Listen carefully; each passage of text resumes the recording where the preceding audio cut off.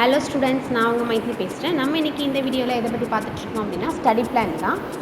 இந்த study plan உங்களுக்கு எவ்வளோ யூஸ்ஃபுல்லாக இருக்குது அப்படின்றதையும் கண்டிப்பாக கமெண்ட்டில் லீவ் பண்ணுங்கள். இதோட பிடிஎஃப் வந்து நீங்கள் டெலகிராம் குரூப்லேருந்து எடுத்துக்கலாம்.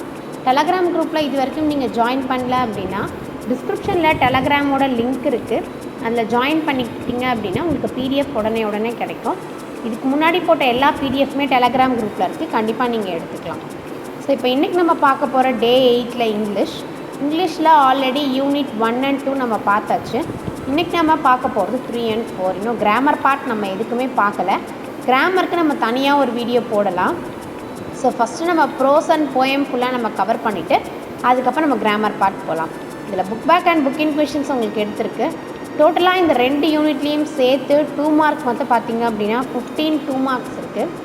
இங்கிலீஷில் ரொம்ப தமிழ் மீடியம் ஸ்டூடெண்ட்ஸ்க்கு எழுத்துப்படி வரதுக்கு காரணமே அந்த ப்ரொனவுன்சேஷன் அண்ட் ஸ்பெல்லிங் கொஞ்சம் நீங்கள் கேர்ஃபுல்லாக பார்க்கணும்.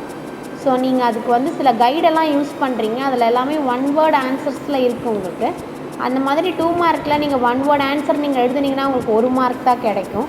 ஸோ கொஞ்சம் அதை நீங்கள் எலாபரேட் பண்ணி படிச்சிட்டிங்க அப்படின்னா உங்களுக்கு ரொம்பவே யூஸ்ஃபுல்லாக இருக்கும். அடுத்தது 5 மார்க்கை பொறுத்த வரைக்கும் உங்களுக்கு டோட்டலாக 4 கொஷின்ஸ் இருக்குது. இங்கிலீஷில் பாயிண்ட் அவுட் பண்ணிலாம் எழுதக்கூடாது. எப்போ நீங்கள் பேராகிராஃப் எழுதினாலுமே ஒரு பேராவாக தான் எழுதணும் 5 மார்க்கு பொறுத்த வரைக்கும். இந்த பாயிண்ட் அவுட் பண்ணி எழுதுறது இங்கிலீஷில் வேண்டாம். பிகாஸ் அந்த மாதிரி பாயிண்ட் அவுட் பண்ணி நீங்கள் இங்கிலீஷில் எழுதுனீங்கன்னா பேராகிராஃப்க்கு உங்களுக்கு மார்க் போகிறதுக்கும் வாய்ப்பு இருக்குது.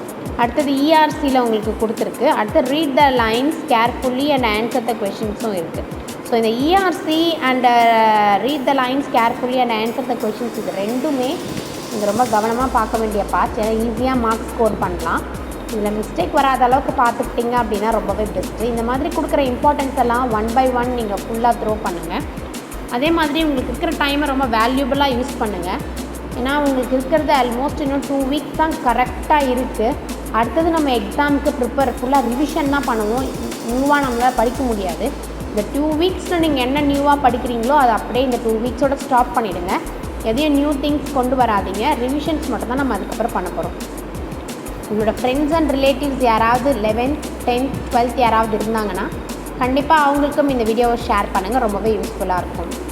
இதே மாதிரி வேறு என்ன யூஸ்ஃபுல்லான இன்ஃபர்மேஷன்ஸ் வேணும் அப்படின்றதையும் கமெண்டில் லீவ் பண்ணுங்கள்.